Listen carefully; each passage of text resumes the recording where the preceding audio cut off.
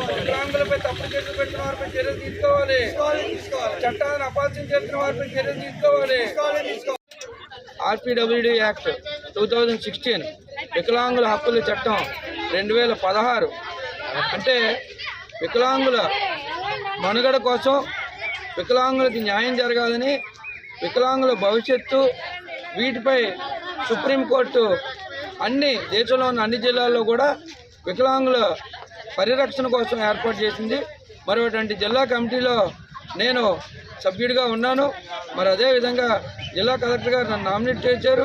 మరి మా వికలాంగుల సంక్షేమ సంఘం ఏడీ గారి దగ్గర నుంచి, మరి వికలాంగుల డిపార్ట్మెంట్లో కానీ, మా వికలాంగుల సంఘంలో కానీ, మా సొసైటీ విభిన్న ప్రతిభావంతుల సంక్షేమ సంఘంలో కానీ ఎన్నో సర్వీసెస్ చేస్తూ మన్ననలు పొందుతూ ముందుకు నడుస్తున్న నాపై ఈవేళ SC ST అట్రాసిటీ కేసు, అదేవిధంగా అటెంప్టివ్ రేపు 85% వికలాంగుని నాపై కంప్లైంట్ పెట్టించడం జరిగింది. మరి నేను వెనుకబడిన కులానికి చెందినవాడిని, ఒక యాదవుని, గొల్లవాడిని. అదేవిధంగా అవతల కేసు పెట్టిన వారు SC రెల్లి కులస్తులు. ఒక బలహీనమైన వ్యక్తిపై, ఒక బలహీన వర్గానికి చెందిన వాదని ఒక పెత్తందారుడు ఉసుగొలిపి తన పబ్బం గడుపుకునే ప్రయత్నం చేస్తున్నాడు. మరి ఇది ఎంతవరకు సబబు కాదు అని చెప్పి నాలాగా ఏ నిస్సాయుడు కూడా బాధపడకూడదని ఇవాళ జిల్లా కలెక్టర్ గారి కార్యాలయానికి రావడం జరిగింది. మరి ముఖ్యంగా ఈరోజు విషయానికి వస్తే, మా ఇంటి ముందుని RMP ప్రాక్టీషనర్ సరస్వతి పూర్ణచంద్రరావు అనే వ్యక్తి మున్సిపల్ సందులో అడ్డగా మెట్లు కడితే ఆ మెట్లు తీయమని చెప్పి నేను 7 ఏళ్ళుగా ఫైట్ చేసినప్పుడు, మరి జోనల్ కమిషనర్ గారు నోటీసులు పంపించినప్పుడు, మరి ఈ పూర్ణచంద్రరావు నేను వెళ్ళే మార్గమైనటువంటి సందులో బళ్ళు అడ్డగా పెట్టి నన్ను ఇబ్బంది పెట్టి ఆ రస్తాను మొత్తం పాడు చేసి ఇచ్చేస్తే, నేను SP గారిని ఆశ్రయిస్తే, పోలీసులను ఆశ్రయించినప్పుడు న్యాయం జరగకపోతే SP గారిని ఆశ్రయిస్తే, SP గారు జోనల్ కమిషనర్ గారు కలిసి నాకు న్యాయం చేసి ఆ మెట్లు తీయించి అతనిపై కేసు పుటప్ చేయడం జరిగింది.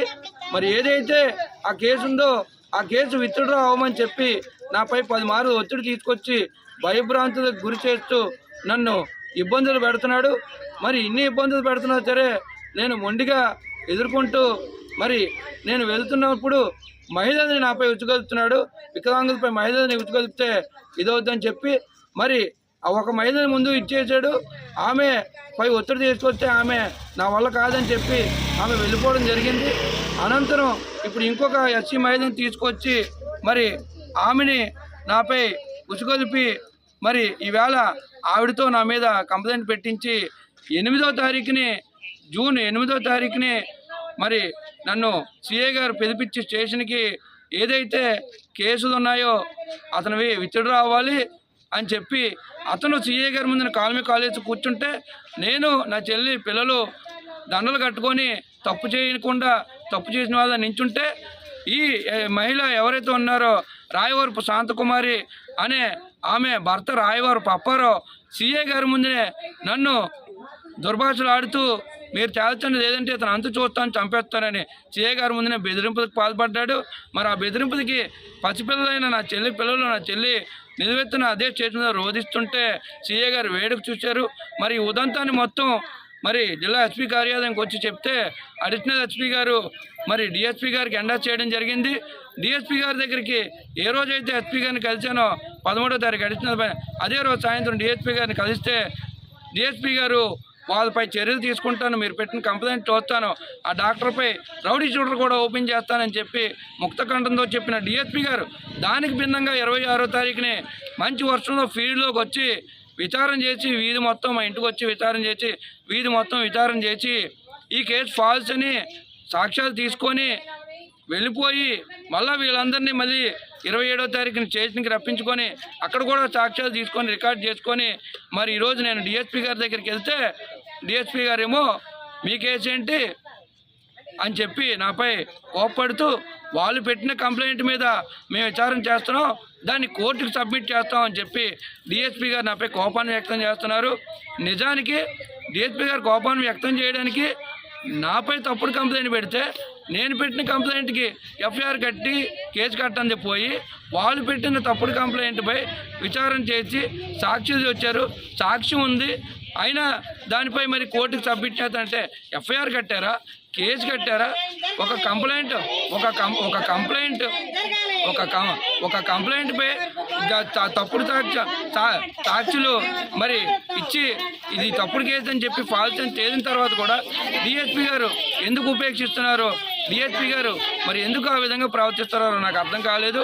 సరే, ఈ ఉదంతం ఎలా ఉంటే గత 5 ఏళ్ళు కూడా ఈ పూర్ణచంద్రరావు నన్ను ఎన్నో ఇబ్బందులు పెట్టాడు. ఇదే స్టేషన్కి పిలిపించి మరి నన్ను బెదిరింపులకు పాల్పడి నా ఫోన్లో డేటా డిలీట్ చేసి మరి ఇదే పోలీసులు వారికి సహకరించిన దాఖలాలు ఉన్నాయి. ఇలాంటి పూర్ణచంద్రరావులు ఈ వ్యవస్థలో చాలామంది ఉన్నారు. కింది స్థాయి అధికారులు ఈ డిపార్ట్మెంటే కాదు, ఏ డిపార్ట్మెంట్ ఒక మున్సిపల్ శాఖలో పిటిషన్ పెడితే ఆ మరుసటి రోజు ఈయన దగ్గరకు వచ్చి ఈయన దగ్గర ఫ్రీ ట్రీట్మెంట్, ఈయన దగ్గర గిఫ్ట్లు బారులు తీరుతున్నారు డిపార్ట్మెంట్ వాళ్ళు, పోలీస్ డిపార్ట్మెంట్ వాళ్ళు. ఇలా ప్రతి ఒక్కరు కూడా ఆయన తాలూకా మాట తీరికి, ఆయన తాలూకా గిఫ్ట్లకి లోబడి ఆయనకి ఈ ఫేవర్ చేస్తున్నారు తప్పితే బడుగు బలహీన నిస్సాయులకు సర్వీస్ చేసే పని మాత్రం కనిపించాయి. ఇలాంటి పూర్ణచంద్రరావులు ఈ వ్యవస్థలో 10ల సంఖ్యలో ఉన్నారు. మరి ఈ ప్రభుత్వం అయినా సరే ఈ ఎంపీ గారు, ఈ ఎమ్మెల్యే గారు స్పందించి మరి ఇప్పటికైనా సరే ఈ ఉన్నతాధికారులు ఎస్పీ గారు, కలెక్టర్ గారు స్పందించి ఇటువంటి అధికారులపై, ఇటువంటి వ్యక్తులపై చర్యలు తీసుకోవాలి.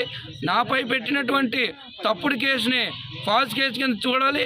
అదేవిధంగా ఇటువంటి తప్పుడు కేసు పెట్టినందుకు భార్యాభర్తలపై, అదేవిధంగా తప్పుడు కేసు పెట్టించిన పూర్ణచంద్రరావుపై కఠినమైన చర్యలు తీసుకోవాలి.